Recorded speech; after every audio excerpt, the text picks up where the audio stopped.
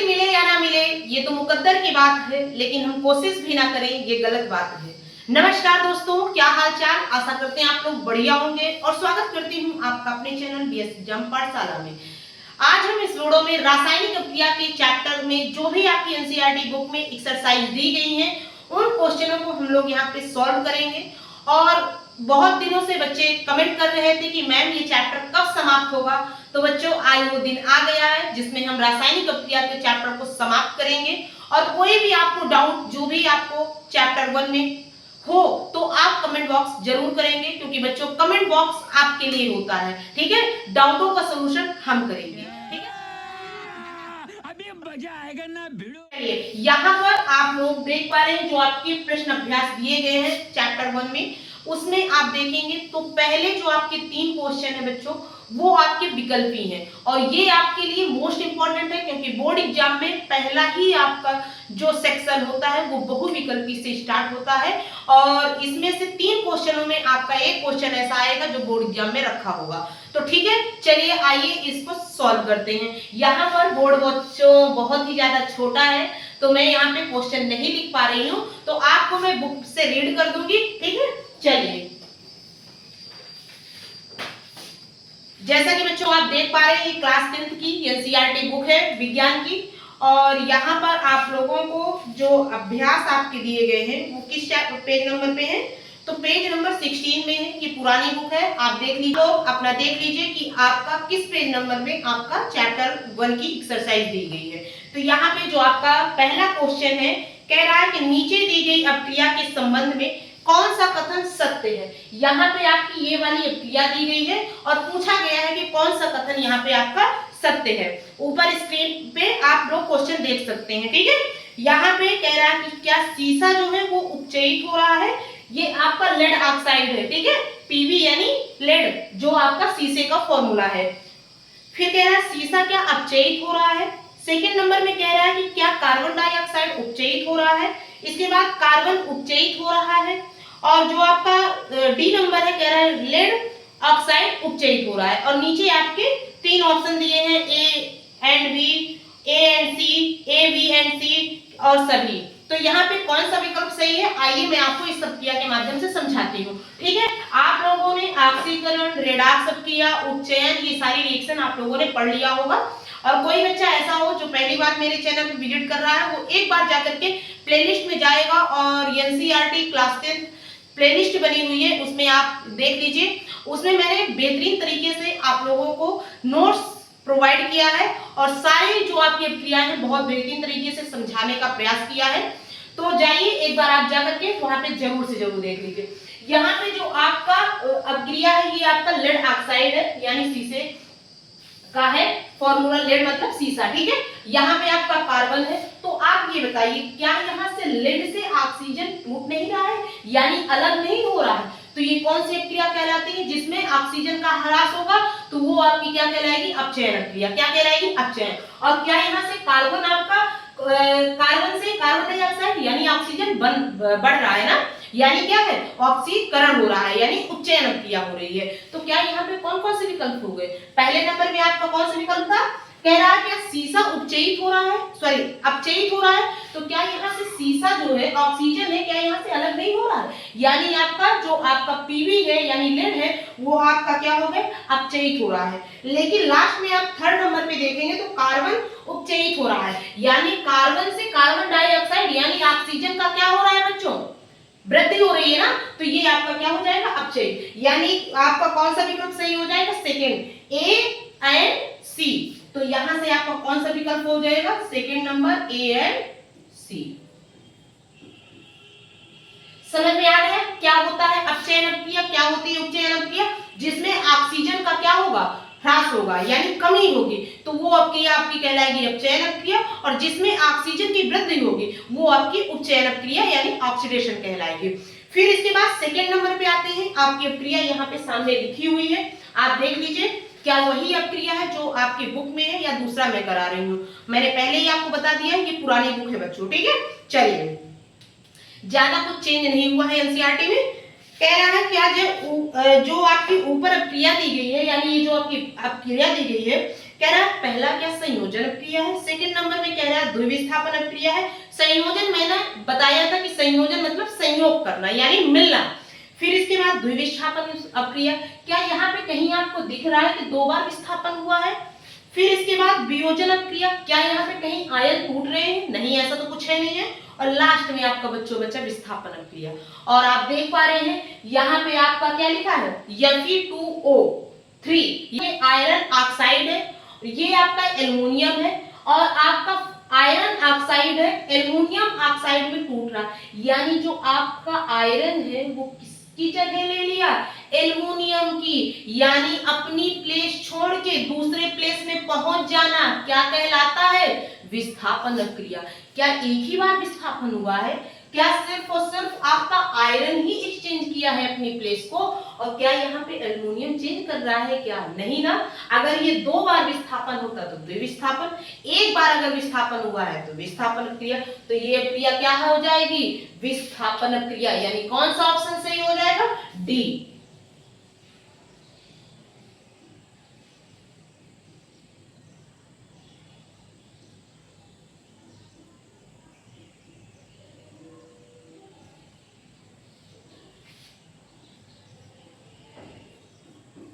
ठीक है बच्चों, समझ में आ गया होगा। चलिए बढ़ते हैं इसके थर्ड वाले क्वेश्चन में। थर्ड वाला बच्चों क्वेश्चन कह रहा है कि लौह चूर्ण पर तनु हाइड्रोक्लोरिक अम्ल डालने से क्या होता है। आपको पता होगा लौह चूर्ण का फॉर्मूला क्या होता है, आयरन है लौह चूर्ण बच्चों, ठीक है। तो यहाँ पे आयरन का फॉर्मूला क्या हो जाएगा, Fe, क्या होता है Fe। और आपका क्या बोला गया है, तनु हाइड्रोक्लोरिक, हाइड्रोक्लोरिक यानी आपका HCl, रिएक्शन करवाएंगे तो आपका आयरन क्लोराइड बन जाएगा यानी FeCl2।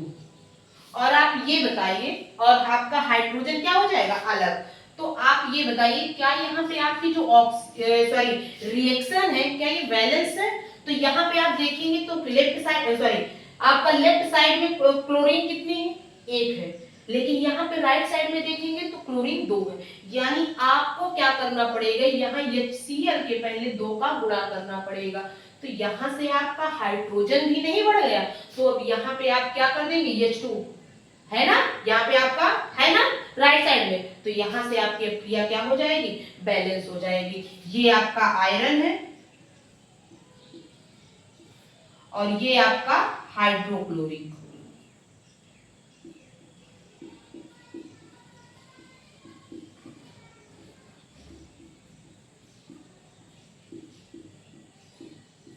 और ये आपका क्या है, आयरन क्लोराइड, और ये आपका हाइड्रोजन है। ठीक है, इसको इतना आपको समझ में आ गया कैसे रिएक्शन करा। अब यहाँ पे आपके 4 ऑप्शन दिए गए हैं, हाइड्रोजन गैस एवं आयरन क्लोराइड बनता है।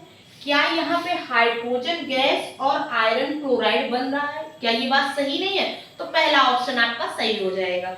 नीचे पढ़ने की जरूरत नहीं है, नीचे मैं वैसे भी पढ़ देती हूँ। कह रहा है क्लोरीन गैस एवं आयरन हाइड्रोक्साइड, कहीं क्लोरीन गैस निकल रही है क्या बच्चों, आप ये बताइए। फिर कह रहा है कोई अभिक्रिया नहीं होती, अभिक्रिया हो तो रही है। फिर कह रहा है आयरन लवण एवं जल बनते हैं, कहां पर यहाँ पे जल का फॉर्मूला लिखा है, बन रहा है क्या, तो ये आपका पहला ऑप्शन करेक्ट हो जाएगा। यानी आपका इसमें कौन सा ऑप्शन सही हो जाएगा, फर्स्ट ऑप्शन। ठीक है, आप आशा करते हैं कि ये आपके जो विकल्पी प्रश्न है वो आपके समाप्त हो गए होंगे। फिर कहता है कि संतुलित रासायनिक समीकरण क्या होता है, रासायनिक समीकरण को संतुलित करना क्यों आवश्यक है। तो आप लोगों को मैंने रासायनिक समीकरण क्या होता है वो मैंने आपको बताया था। ठीक है, चलिए फिर इसके बाद आते हैं 5वें क्वेश्चन में। आपका कह रहा है कि निम्नलिखित कथनों को रासायनिक समीकरण के रूप में परिवर्तित कर उन्हें संतुलित करिए। चलिए बिल्कुल इनको करवाते हैं, क्योंकि यहाँ पे आपको रासायनिक अभिक्रिया बिल्कुल बोर्ड एग्जाम में पूछी जा सकती है, तो ये भी मोस्ट इंपॉर्टेंट है आपकी बोर्ड एग्जाम की दृष्टि से। चलिए यहाँ पर चलते हैं। चलिए बच्चों, यहाँ पे आपको सोचने की जरूरत नहीं है, अगर आपको फॉर्मूला पता है तो आप तुरंत इन रिएक्शनों को कर लेंगे, क्योंकि यहाँ पे नाम जो है वो लिखे हुए हैं, सिर्फ आपको फॉर्मूला लिखना है और इसके बाद वो रिएक्शन को बैलेंस कर देना है। कह रहा है कि नाइट्रोजन का फॉर्मूला क्या होता है, N2, क्या होता है N2।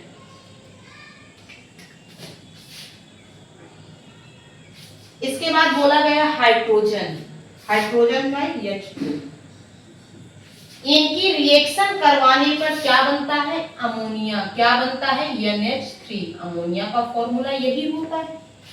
क्या यहाँ पे आपकी रिएक्शन बैलेंस है? यहाँ पे हाइड्रोजन कितने हैं, 2, यहाँ पे कितने हैं, 3। कितने हैं, 3। तो आप क्या करेंगे, क्या यहाँ पे 1 का गुणा करेंगे तो 1 2 1 2, यानी वैसे भी तो यहाँ पे आप क्या करेंगे, 2 का गुणा कर देंगे। कितने का गुणा कर देंगे, 2 का, यानी सॉरी 3 का। तो ये हो जाएगा 3 दूनी 6, यानी हाइड्रोजन कितने होंगे, 6। लेकिन यहाँ पे तो 3 है, तो यहाँ पे आपको 2 का गुणा कर देना पड़ेगा। ठीक है, चलिए हाइड्रोजन आपके लेफ्ट और राइट में दोनों बैलेंस हो गए। अब इसके बाद आप नाइट्रोजन को बैलेंस करिए। तो यहाँ पे नाइट्रोजन के कितने अणु हैं, 2। लेफ्ट साइड में कितने, 2, और यहाँ पे भी कितने, 2। इसका मतलब आपकी जो क्रिया है वो बैलेंस हो गई। ठीक है, आशा करते हैं बहुत आसानी तरीके से आपको समझा पा रही होंगी।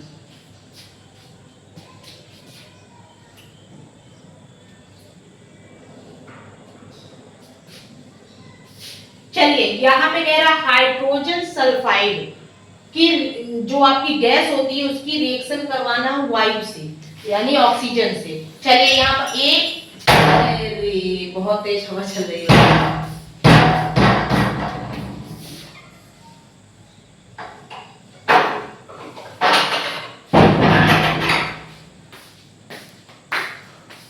चलिए सॉरी, थोड़ा डिस्टर्ब हो गया। ठीक है, चलिए यहाँ पर आपको हाइड्रोजन सल्फाइड यानी H2S की रिएक्शन किसके साथ कराना है, ऑक्सीजन के साथ। किसके साथ, ऑक्सीजन यानी O2।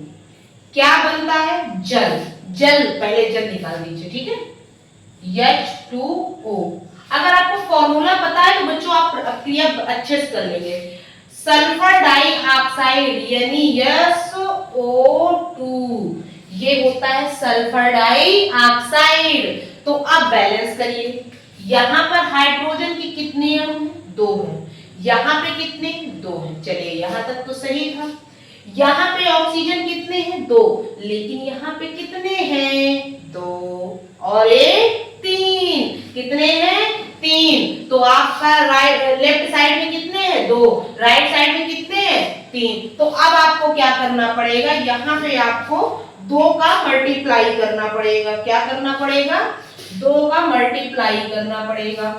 तो आपने यहाँ पे कर दिया तो 2 दूनी 4, तो यहाँ पे भी आपका 2 का मल्टीप्लाई करना पड़ेगा, सॉरी 3 का।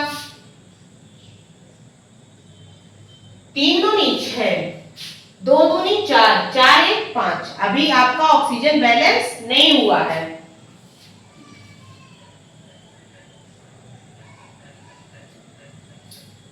तो अब क्या करेंगे, हाइड्रोजन यहाँ पे आप देखेंगे सल्फर कितना था, 2, यहाँ पे कितना है, 1। तो यहाँ पे आपको 2 का मल्टीप्लाई कर देना है, यानी हाइड्रोजन कितने हो जाएंगे बच्चों, तो 2 दूनी 4, यानी यहाँ पे भी आपका 2 को मल्टीप्लाई करना पड़ेगा। तो 2 दूनी 4। क्या आप देखिए आपके ऑक्सीजन बैलेंस नहीं हो गए, 3 दूनी 6, यानी आपके 6 है, 2 दूनी 4, 4 और 2 6, बिल्कुल बैलेंस हो गए। तो क्या ये क्रिया आपकी बैलेंस नहीं नजर आ रही है, हो गई ना बैलेंस। देखिए बिल्कुल आसान है, बस यहाँ पे आपका दिमाग का खेल है बेटा। अगर आप सोच लेंगे तो आपकी क्रिया बैलेंस हो जाएगी, नहीं सोच पाए तो बस हो गए बच्चों। ठीक है, चलिए चलिए बच्चों यहाँ पे आते हैं और तीसरे आपकी रिएक्शन देखते हैं। कह रहा है कि एल्युमिनियम सल्फेट के साथ क्रिया करके बेरियम क्लोराइड एल्युमिनियम क्लोराइड एवं बेरियम सल्फेट बनाता है। तो आप ये बताइए बेरियम क्लोराइड का फॉर्मूला क्या होता है, तो लिखेंगे आप BaCl2। ये आपका बेरियम क्लोराइड का फॉर्मूला होता है। और बच्चों आपको रिएक्शन तब आएगी जब आप इन रिएक्शनों के नाम भी साथ में लिखते चलेंगे। ठीक है, यहाँ पर मुझे क्वेश्चन लिखने में ही बहुत ज्यादा टाइम लग रहा है, इसलिए आपको मैं यहाँ पे लिख लिख के नहीं बता पा रही हूँ, लेकिन आपको लिखते हुए चलना है। ठीक है, चलिए यहाँ पर अब आपका एल्युमिनियम सल्फेट यानी Al2SO4 का थ्राइज। ठीक है, ये आपका एल्युमिनियम सल्फेट का फॉर्मूला होता है। और क्या बनता है, एल्युमिनियम क्लोराइड एवं बेरियम सल्फेट। क्या क्या बनेगा, बेरियम सल्फेट यानी Ba, और यहाँ पे क्लोरीन की जगह क्या हो जाएगा, सल्फेट यानी SO4। ठीक है, SO4। इसके बाद आप देखेंगे तो यहां से बेरियम क्लोराइड यानी आपका बेरियम सल्फेट हो गया, एल्युमिनियम क्लोराइड यानी Al2 क्लोराइड का क्या हो जाएगा, AlCl3। ठीक है, यहां से AlCl3 थोड़ा सा अच्छे से लिख दीजिए बच्चों, स्पेस नहीं है, जल्दी से आप लोग सपोर्ट करिए ताकि थोड़ा बोर्ड को बड़ा किया जा सके। चलिए यहाँ पर अब आपका मेन काम है अब क्रिया को बैलेंस करना। तो चलिए यहाँ पे बेरियम के कितने अणु हैं, तो एक है, वहां पे भी एक है। चलिए क्लोरीन के कितने हैं, तो यहाँ पे आपके 2 हैं और यहाँ पे आप देखेंगे तो 3 है। तो क्या करेंगे यहाँ पे, क्या यहाँ पे मैं मल्टीप्लाई कर दूं 3 का और यहाँ पे मल्टीप्लाई कर दूं 2 का, तो क्या क्लोरीन के अणु बराबर नहीं हो जाएंगे। चलिए 3 दूनी 6 और 3 दूनी 6 यानी क्लोरीन बराबर हो गए। लेकिन एक बवाल हो गया कि आपका बेरिलियम कितना हो गया बच्चों, यहाँ पर आपके 3, तो यहाँ पे भी आपको 3 का मल्टीप्लाई करना पड़ेगा। तो क्या SO4 जो है वो 3 अणु थे, तो क्या ये आपका बेरिलियम के जैसे ही गुणा कराए, क्या SO4 के भी बैलेंस नहीं हो गए अणु, बैलेंस हो गए ना।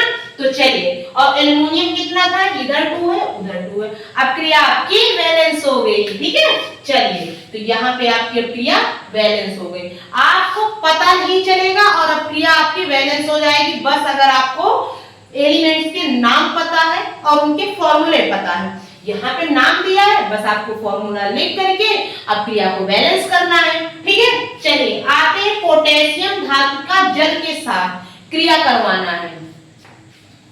पोटेशियम यानी के, पोटेशियम का फॉर्मूला क्या होता है, के।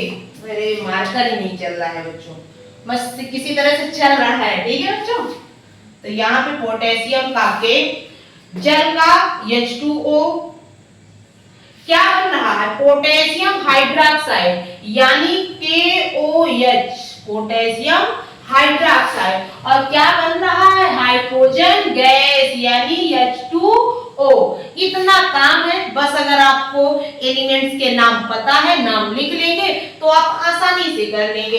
चलिए यहाँ पर आप देखेंगे तो हाइड्रोजन की कितने अणु हैं, 2 है, ऑक्सीजन कितने थे, 2 है, लेकिन यहाँ पे आप देखिए 1 और 2 3 अणु हैं और इधर कितने हैं, 2, तो इधर आपको 3 का मल्टीप्लाई करना पड़ेगा और इधर आप देखिए कितना मल्टीप्लाई करना पड़ेगा, यहाँ पे देखिए।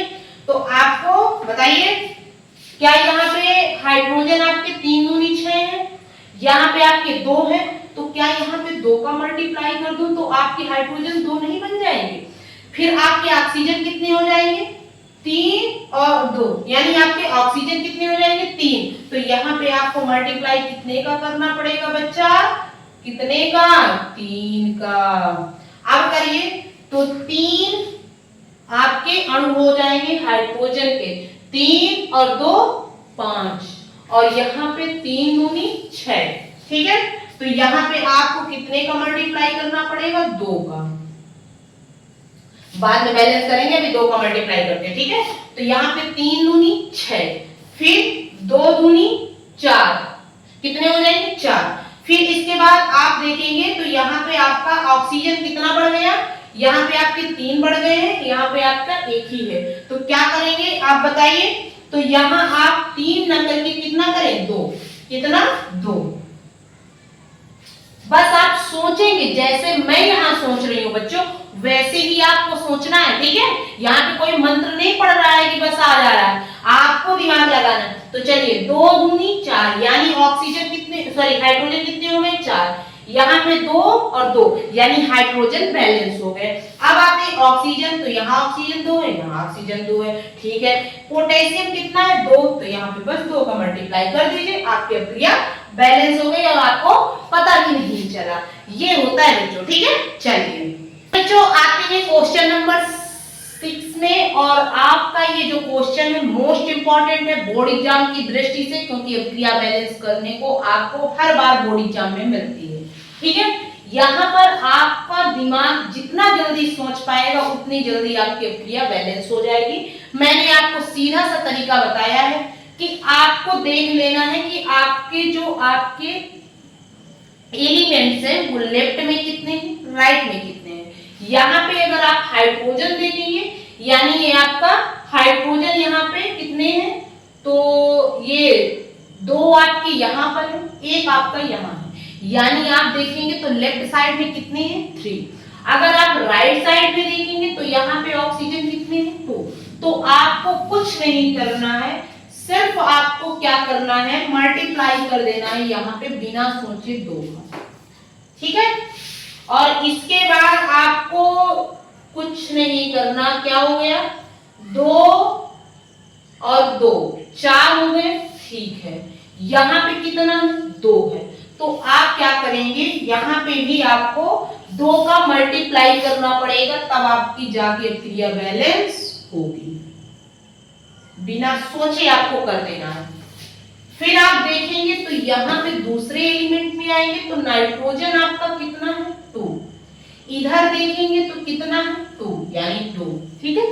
फिर इसके बाद आएंगे आपका ऑक्सीजन की तरफ, तो ये आपके 3 है, यहाँ पे आपका 1 यानी 4 है, और यहाँ पे देखिए तो 3 दूनी 6 यानी आपके जो ऑक्सीजन है इधर 6 और इधर आपके कितने हैं तो 2, 6 और 2 8। तो अब आपको क्या करना पड़ेगा बताइए जल्दी से, तो यहाँ पर आपके कितने हो जाएंगे 3 2 यानी 6 और 6 2 8, और इधर भी आपके 8 ही थे, तो इसका मतलब ऑक्सीजन आपका बैलेंस है और आपकी अभिक्रिया बैलेंस हो गई है बच्चों, पता नहीं चला बस बैलेंस हो गई, ठीक है। ये है आपका दिमाग। चलिए आते हैं यहाँ पे आपका Na यानी सोडियम, सोडियम के पहले अणु देखते हैं, तो यहाँ पर आपके 2 हैं यहाँ पे, तो सीधे आप कुछ नहीं करना, सिर्फ 2 का मल्टीप्लाई। ऑक्सीजन देखिए तो कितना हो जाएगा 2 और 4 6 हो गए, इधर देख लीजिए तो 4 और 1 ही है, तो यहाँ पे 2 का मल्टीप्लाई कर दो तो 6 बन जाएंगे। फिर इसके बस एक दूसरे को बैलेंस करेंगे, अभी आपके बैलेंस हो जाएगी। हाइड्रोजन देखिए तो 2 2 4 और इधर देख लीजिए तो 2 2 4 यानी आपकी अभिक्रिया बैलेंस हो गई, पता भी नहीं चला, पलक झपकाया नहीं कि आपकी अभिक्रिया बैलेंस हो गई। चलिए यहाँ पे आते हैं सोडियम क्लोराइड, यानी पहले सोडियम देखते हैं कितना है 1 है 1 है, ठीक है सही है। क्लोरीन है, इधर भी 1 है इधर भी 1 है, सही है। फिर इसके बाद आपका देखिए Ag यहाँ पे कितना है, तो आपका सिल्वर कितना है यहाँ पे 1 1, ठीक है ये भी सही है। नाइट्रेट के अणु कितने हैं 1, बिल्कुल ये आपके क्रिया पहले से ही बैलेंस थी बच्चों, ठीक है। चलिए यहाँ पे आप देखेंगे बेरियम क्लोराइड, चलिए बेरियम के पहले हम देखते हैं तो 1 है, सही है। क्लोरीन कितनी है, तो यहाँ पे आपके 2 है, यहाँ पे 1 है, तो सीधा 2 का मल्टीप्लाई कर दीजिए। फिर हाइड्रोजन देखिए तो यहाँ पे 2 है, यहाँ पे हाइड्रोजन 2 बैलेंस हो गए, SO4 1 SO4 1, अब क्रिया बैलेंस हो गई। कितना आसान बच्चों, बस आपको तुरंत दिमाग है तो आप क्रिया बैलेंस कर लेंगे, ठीक है बच्चों। क्वेश्चन लिखने में बहुत ज्यादा टाइम वेस्ट हो रहा है और मैं क्या कर रही हूँ, आप पहले देख लीजिए बुक में आपके सिर्फ क्वेश्चन राइट है, ऐसा नहीं है कि मैंने आंसर बस राइट करके और तुरंत आंसर कर दिया, ठीक है। चलिए जैसे मैं यहाँ सोच रही हूँ वैसे ही आपको सेम सोचना है। यहाँ पे क्वेश्चन नंबर जो आपका 7 है वो भी मोस्ट इंपोर्टेंट है बोर्ड एग्जाम की दृष्टि से। अभी तक क्या था, आपको समीकरण दे दिया था, बस आपको संतुलित करना था, लेकिन अब आपको संतुलित समीकरण करना भी है प्लस उनके नाम भी लिखना है। तो कैल्शियम हाइड्रोक्साइड का फॉर्मूला CaOH 2, ये आपका कैल्शियम हाइड्रोक्साइड का फॉर्मूला होता है। तुरंत आपको नेम और ये राइट कर देना है। कार्बन डाइऑक्साइड यानी CO2, रिएक्शन कराइए क्या बन जा रहा है, तो आपका बन रहा है कैल्शियम कार्बोनेट यानी CaCO3,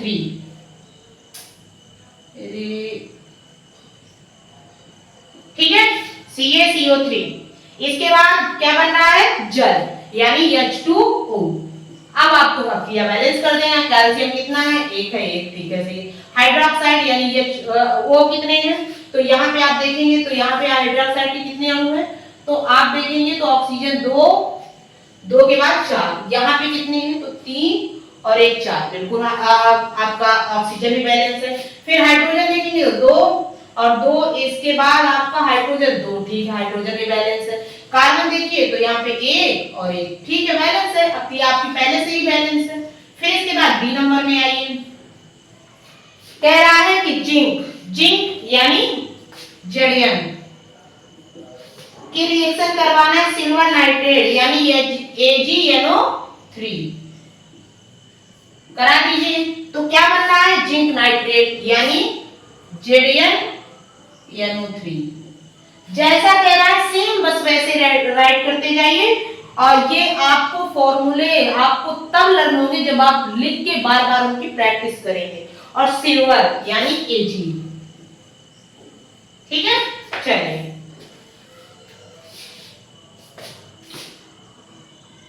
जिंक नाइट्रेट। अब देखिए क्या यहाँ पे जड़ियम 1 है, यहाँ पे भी 1 है, Ag कितने हैं तो 1 है, सही है। नाइट्रेट कितने हैं तो आपके 3 है, यहाँ पे आपके कितने हैं 2, तो यहाँ पे आपका 2 को मल्टीप्लाई करना पड़ेगा। लेकिन जैसे ही आपने AgNO3 में आपने मल्टीप्लाई कर दिया, आपको Ag में भी बढ़ाना पड़ेगा, यानी 2 आपको यहाँ पे भी मल्टीप्लाई, बस आपकी क्रिया बैलेंस हो गई है बच्चों। अब आते हैं तीसरी वाली तीसरे क्वेश्चन में, कह रहा है एल्युमिनियम का फॉर्मूला क्या होता है Al, कॉपर क्लोराइड यानी CuCl2। रिएक्शन करवाने के बाद क्या क्या बन रहा है तो एल्युमिनियम क्लोराइड और कॉपर बन रहा है, यानी AlCl2 और कॉपर यानी Cu। चलिए बैलेंस करिए, तो के Al यहाँ पे 1 ठीक है, कॉपर ठीक है, ये आपके प्रिया पहले से ही बैलेंस थी। यहाँ पे रुकिएगा बच्चों, एल्युमिनियम कॉपर क्लोराइड और एल्युमिनियम क्लोराइड है, यानी यहाँ पे कितना हो जाएगा 3। अब आपको बैलेंस करना पड़ेगा, चलिए बैलेंस कर लीजिए। तो एल्युमिनियम चलिए ठीक है, सही है। अगर क्लोराइड देखेंगे तो यहाँ पे आपका 2 है, यहाँ पे 3 है, तो तुरंत इसमें 3 का मल्टीप्लाई करिए और यहाँ आपको 2 का 3 दूनी 6, 3 दूनी 6। लेकिन यहाँ पे कॉपर देखेंगे तो 3 हो जाएगा, यहाँ पे 2 है तो यहाँ 3 हो जाएगा, ठीक है। चलिए और इसके बाद आप देखेंगे तो एल्युमिनियम भी 2 हो जाएगा, तो यहाँ पे भी 2 का मल्टीप्लाई करना पड़ेगा। चलिए अब आपकी क्रिया बैलेंस हो गई पूरी तरह से, ठीक है। चलिए आते हैं बेरिलियम क्लोराइड BaCl2, अभी आप जस्ट पढ़ा इसका फॉर्मूला, देखिए फटाफट और आना बच्चों, नहीं तो बहुत दिक्कत पड़ती थी, पहले उसको क्वेश्चन लिखो। पोटेशियम सल्फेट, पोटेशियम का फॉर्मूला KSO4, ठीक है, पोटेशियम सल्फेट K2SO4 के बाद आपका बेरिलियम सल्फेट यानी BaSO4 और पोटेशियम क्लोराइड यानी पोटेशियम KCl। चलिए बैलेंस करते हैं, तो यहाँ पे बेरिलियम ठीक है, सल्फेट आपके कितने हैं तो यहाँ पे आपका ठीक है 1 है, क्लोरीन कितना है 2 है, पोटेशियम भी 2, सीधे यहाँ पे 2 का मल्टीप्लाई कर दीजिए, तुरंत आपके क्रिया बैलेंस होकर के तैयार हो जाएगी, ठीक है। चलिए यहाँ पे आते हैं, अब आते हैं क्वेश्चन नंबर 8 में, कह रहा है potassium bromide barium iodide potassium iodide, बस रिएक्शन करवाना है बच्चों, फटाफट इसको भी कर लेते हैं। चलिए थोड़ा सा टाइम लगेगा बच्चों, ठीक है, यही सब करने में बहुत टाइम वेस्ट होता है और आप लोगों को लगता है पता नहीं क्या है। ये भी आपको बैलेंस करने के लिए दिया जा सकता है। तो पहला क्या था, आपकी पहली रिएक्शन में क्या था 8 नंबर में पोटेशियम ब्रोमाइड,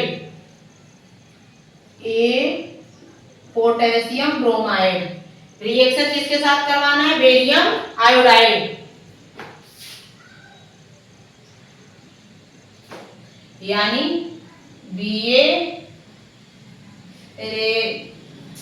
बेरियम आयोडाइड, ठीक है।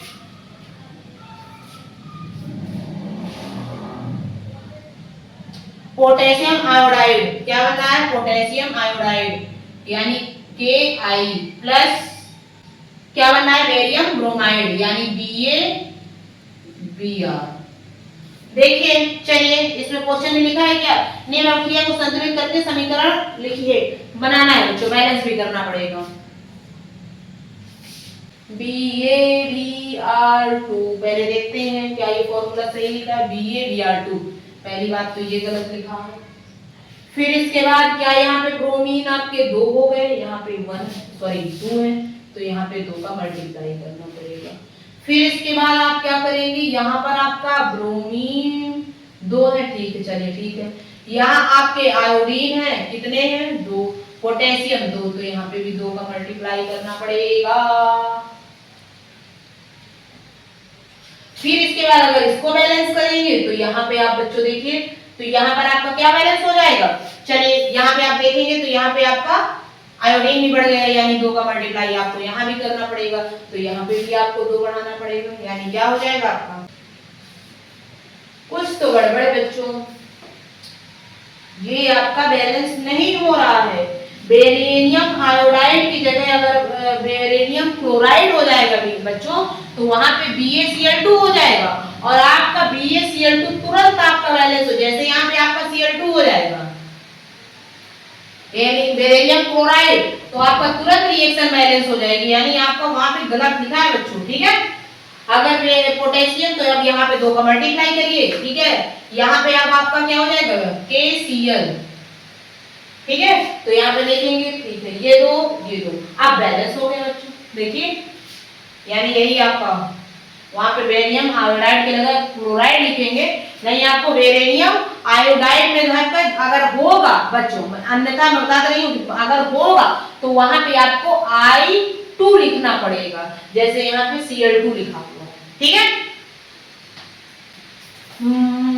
मौसम बड़ा सुहाना बच्चों, बारिश हो रही है, ठीक है, मजे लेते जाइए पढ़ते भी जाइए।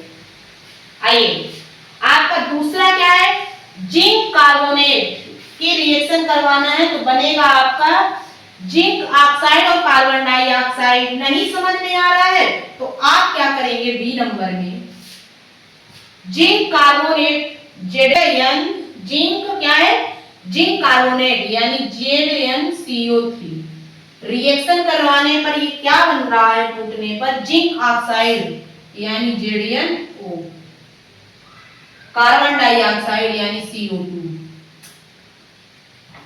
ये बन रहा है आपका। बैलेंस करिए तो तुरंत आपका बैलेंस हो जाना चाहिए। आपका देखेंगे तो Zn कितना है, 1 है, ठीक है। ऑक्सीजन देखिए तो यहाँ 3 है, यहाँ पे भी 3 है, कार्बन है, बैलेंस बच्चों पहले से ही। आइए थर्ड नंबर में कह रहा है कि हाइड्रोजन और क्लोरीन की रिएक्शन बिल्कुल लीजिए बेटा, hydrogen H2 chlorine Cl2 reaction करवाने पर क्या बन जाएगा, हाइड्रोजन क्लोराइड ये Cl, बस यहाँ पे 2 तुरंत 2 का मल्टीप्लाई करिए, चटाक फटाक से हो गया। आइए थर्ड नंबर में कह रहा है मैग्नीशियम की रिएक्शन हाइड्रोक्लोरिक अम्ल यानी Mg की रिएक्शन करवाना है हाइड्रोजन क्लोराइड और बनेगा मैग्नीशियम क्लोराइड यानी Mg लिखा जा रहा है MgCl, और क्या बन रहा है हाइड्रोजन यानी H2। अब बैलेंस करिए तो यहाँ 2 है तो यहाँ पे आपको 2 का मल्टी Cl2 हो जाएगा। फिर देखिए मैग्नीशियम 1 ठीक है, यहाँ पे देख लीजिए क्या रिएक्शन बैलेंस हो गई, मुझे लग रहा है बैलेंस हो गई, जैसे ही 2 को मल्टीप्लाई करवाया तुरंत फॉर्मूला में नहीं आएगा अपने आप MgCl तो लिख लिया था मैग्नीशियम, लेकिन यहाँ पे जैसे ही आ गया तो Cl2 बनेगा, देखा ऐसे ही है। चलिए आते हैं इसके 9 नंबर में, कह रहा है कि ऊष्माक्षेपी और ऊष्माशोषी अभिक्रिया क्या होती हैं। बहुत बेहतरीन तरीके से मैंने बच्चों आपको पढ़ाया था, आशा करते हैं दोबारा रिपीट करने की जरूरत नहीं होगी, और आप चाहते हैं कि आपको मैंने अभी जो बोर्ड एग्जाम में पढ़ाया था वो न पढ़ने के बावजूद अगर आपको नोट्स मिल जाए तो बहुत ही बेहतरीन तरीके से आपको मैं नोट्स प्रोवाइड कर दूंगी, लेकिन आपको कमेंट करना पड़ेगा, ठीक है। जब आप कमेंट करेंगे तो आपको बेहतरीन हैंड रिटन नोट्स आपको मिलेगा, ये बोर्ड में नहीं जो आपको मैं पढ़ा रही हूँ। फिर कह रहा है शोषण को ऊष्माक्षेपीय क्रिया क्यों कहते हैं। वियोजन अपक्रिया को संयोजन अपक्रिया के विपरीत क्यों कहा जाता है? बहुत ही बेहतरीन तरीके से अगर आप इसको सॉल्यूशन चाहते हैं, पूरा ये थ्योरेटिकल क्वेश्चन है बच्चों, 1 to 20 था, ठीक है। संचारण, विकृत गणित बहुत बेहतरीन तरीके से मैंने आपको समझाया है, ठीक है। अगर आप चाहते हैं, अगर वो वीडियो नहीं देखे हैं तो एक बार जाकर के देख लीजिए, बेहतरीन तरीके से आपके नोट्स बन जाएंगे। और नहीं, अगर आप अपने हाथों को दर्द देना चाहते हैं तो आप कमेंट कम से कम कर दीजिए, उंगलियों को ही टाइप करने में ही दर्द दे दीजिए। नहीं अगर चाहते हैं कि हाथ में, तो आपको मैं बहुत अच्छे ढंग से, बहुत ही बेहतरीन तरीके से जो आपके नोट्स तैयार है मेरी, उसको मैं आप तक पहुंचा दूंगी। लेकिन आपको कमेंट करना है और कैसी लगी ये वीडियो बताइएगा कमेंट बॉक्स में। मिलते हैं कल